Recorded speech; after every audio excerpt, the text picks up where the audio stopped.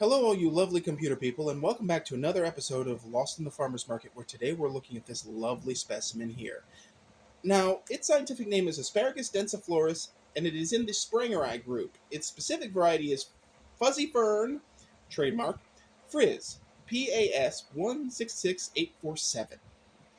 Now, what is this? This is an asparagus fern. It's a specific variety. There's more than one type of asparagus fern, actually. I found this out. I thought they were all on one heading, and boy, was I wrong. But anyway, this particular one, the densiflorus type, is from southern Africa. It's hardy in USDA zones 9A through 11B and is classified as a perennial with possible evergreen tendencies, if not a deciduous perennial. It is classified as a houseplant from zone 8 through 1 because its foliage does not survive cold temperatures, and basically it'll lose all of its top foliage at temperatures between 25 and 20 degrees Fahrenheit. It prefers a soil pH of 6.0 to 8.0. It should be decent. It should be basically regular potting soil. You don't need anything fancy.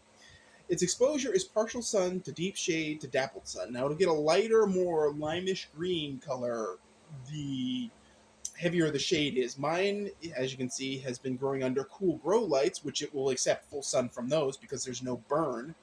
And it's nice and dense. This is all new growth, by the way. I wasn't quite expecting it to go from that to this, but apparently you give it fertilizer and it did gone wild. So, this plant can get 2 to 3 feet high and 2 to 3 feet wide. It's also known as emerald feather, emerald fern, lace fern, plumosa fern, racemose asparagus, and shatavari. I'm hoping to God that I pronounced that correctly because I'm pretty sure I mangled it. If y'all know how to pronounce shatavari, Shatavari, let me know. I'm sure I mangled that. But anyway, now as I was pointing out, you do not eat this one. You keep it away from horses, cats, and dogs. And in some of the outtakes, Mischief has been trying to eat this plant because it looks green and fluffy, and he doesn't know any better. I mean, he is a green munching fool, so dull surprise. But anyway, beyond that, it is moderately salt tolerant. It is tolerant to deer and heavy shade, which is great. So you could have this one at the beach house, perhaps.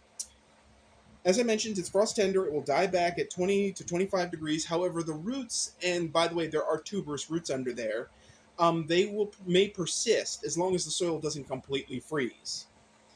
Now, this plant, interestingly, has what are called cladophylls. Sort of like butcher's broom. It's one of those transitional plants between a plant that actually has true leaves and a plant that doesn't exactly. Now, you can't see it, but there are little spikes, little sort of talons, for lack of a describe, on the stems, and those are the actual leaves, whereas these are actually modified stems that do the job of a leaf. It's weird how that works out. A leaf is, they're structurally a stem, which is really interesting. It's an evolutionary gap between broadleaf and knot, which is cool. Now, those leaves are classified as cladodes, which is another piece of technicality that I'm not going to dive too deeply into, but as a house plant, this plant will tolerate some shade, it will tolerate dark rooms as long as there's a window. It doesn't ask for much. Apparently it reacts heavily to fertilizer. I wish I'd have known that before strange mutant started to happen. And beyond that, it really doesn't require anything other than repotting when it inevitably outgrows its pot, and kept away from small children and animals. It does produce red berries that wildlife finds interesting, particularly birds. Birds are immune to whatever in it is not good for pets and people and livestock. Go figure. So that's the summary of it. Oh, by the way, it has little yellow tube flowers that will be within the foliage. The berries come afterwards. They're decorative and pretty. The best way to propagate this plant is probably by seed or division of the little root tubers. So that summarizes this particular type of asparagus fern. If you have any thoughts or comments on asparagus fern, please leave them in the comment section. If you haven't already, please hit the subscribe button. It helps the channel. And as always, folks, keep them growing. Hit up the forage blog. Thanks for watching. Thank you, everybody who came over from the Wild Harvest Facebook page. And I'll speak to you soon.